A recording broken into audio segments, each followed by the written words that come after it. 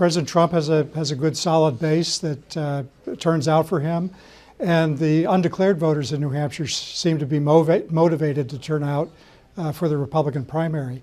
On the Democratic side, usually when there is an incumbent president running for a second term, the turnout is lower than normal. The unusual case this election is that President Biden's name was not on the ballot because he declined to file here based on the issues we've been having with the Democratic National Committee.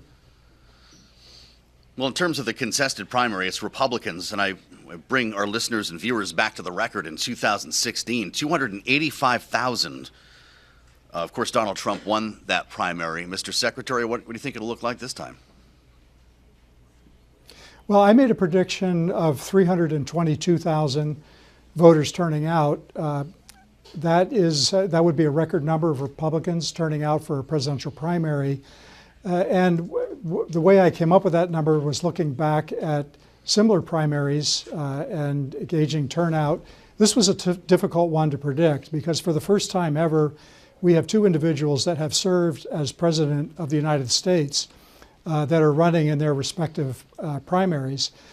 And then, we have to look at how motivated the undeclared voters seem to be in the state to turn out and vote for a candidate in both parties. This time, the action's on the Republican side. Mm-hmm. I'm compelled by the very practical nature of your work here, dealing with paper ballots, driving them to central locations. There's obviously a great conversation here about election integrity, election security. How confident are you that this will be a clean process tomorrow? This will absolutely be a clean process. There's no question in my mind. And what happens in a polling place in New Hampshire is that the moderator will open the polls at the appropriate time. The voters will cast their ballots. When the polls close, the moderator will come up with the final results at that polling place.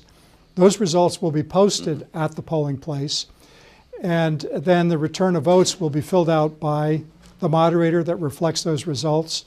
They will come to my office very early the following morning, and we will add them up to certify the final results. In New Hampshire, the polling places are actually run at the local level by locally elected officials, a moderator, a clerk, supervisors of the checklist, selectmen.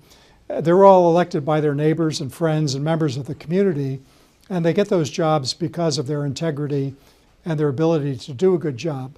In a small state, we will have over 6,000 individuals working at the polls, and they're all average citizens of New Hampshire, but they're dedicated to doing a good job and reporting accurate results.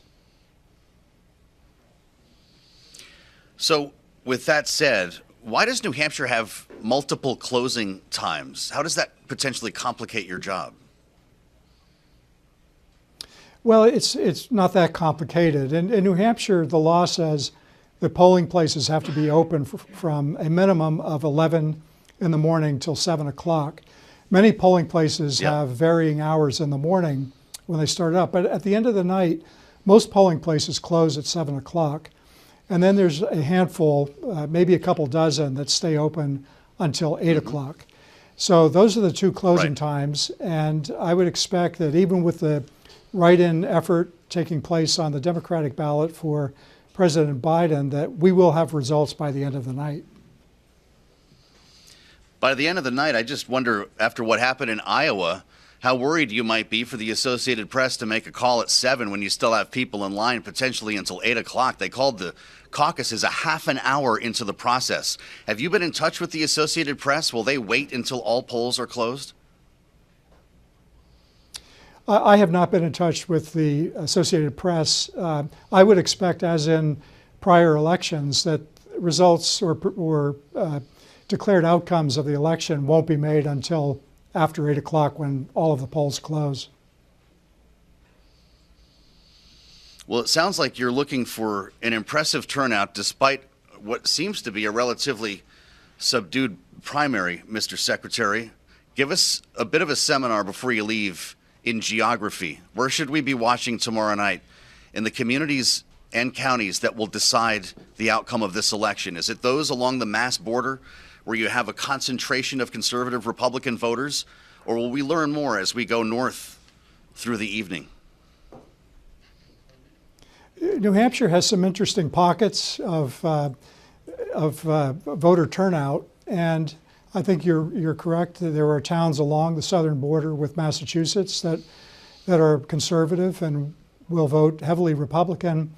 And then you move up into some of the cities, whether it's Nashua or Manchester, over on the seacoast, Portsmouth, or the town of Hanover, where Dartmouth College is. You would expect to see higher Democratic turnout Yep. there.